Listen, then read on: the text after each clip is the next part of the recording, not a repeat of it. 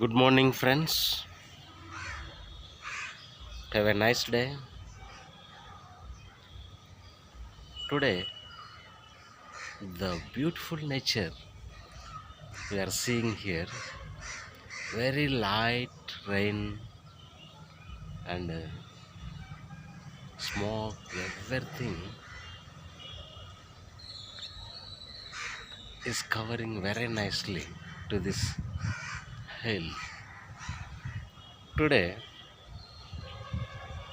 go to the nature and sit somewhere.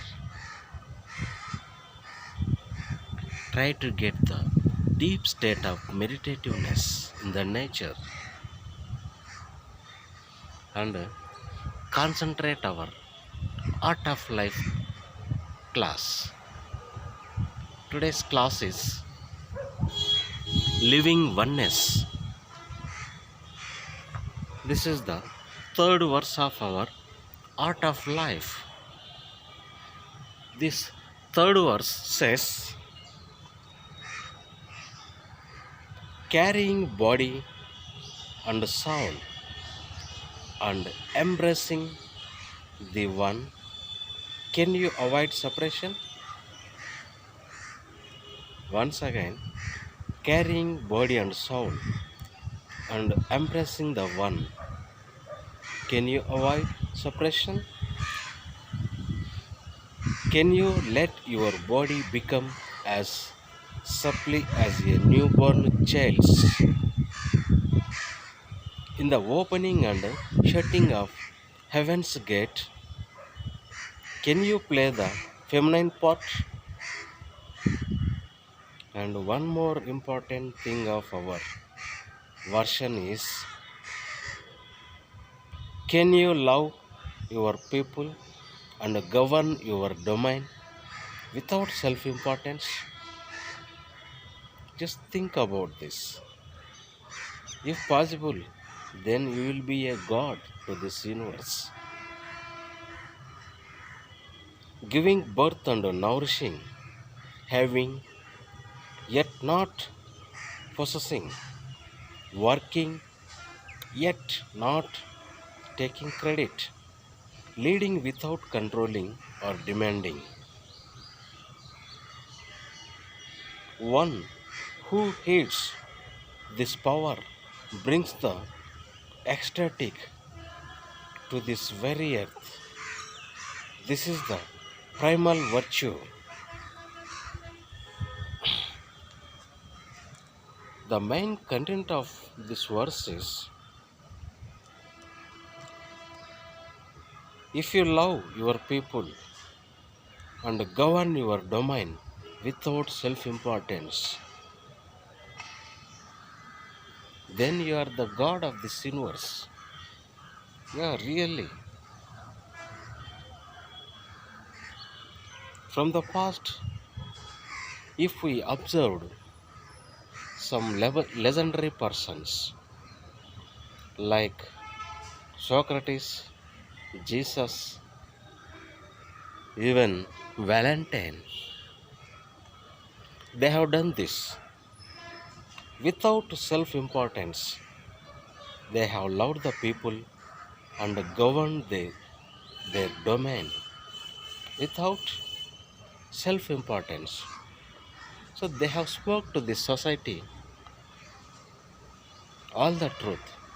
If we say the truth to this society, society really is unable to digest such things.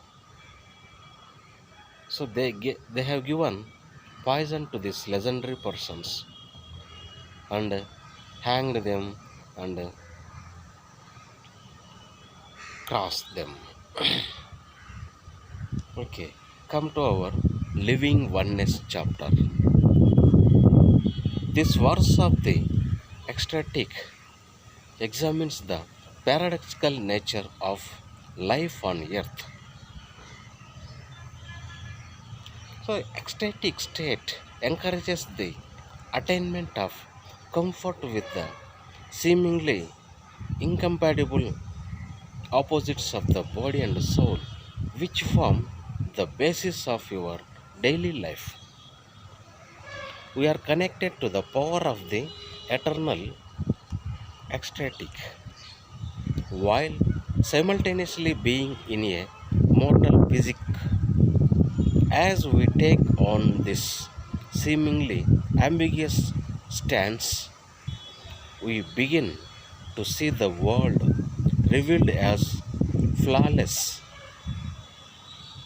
Everything that seems to be absolute is an opportunity to recognize its paradoxical reality.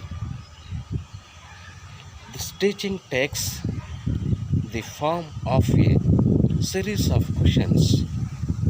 Can your adult body, with all of the conditions inherent in the aging process, such as stiffness, soreness, limitations caused by aging joints, and so on, be as stiffness, soreness, supple as a newborn's?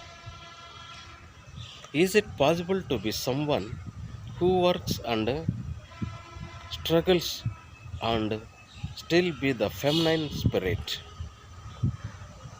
birthing creation? Can one succeed in these and similar ways and still be free of feelings of self importance?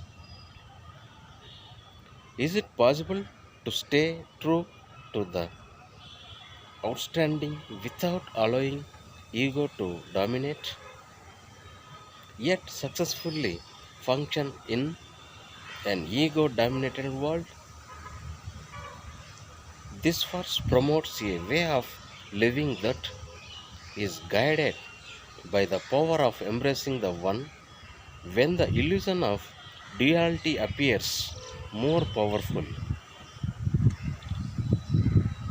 I will say one poet here, which was written Hafiz.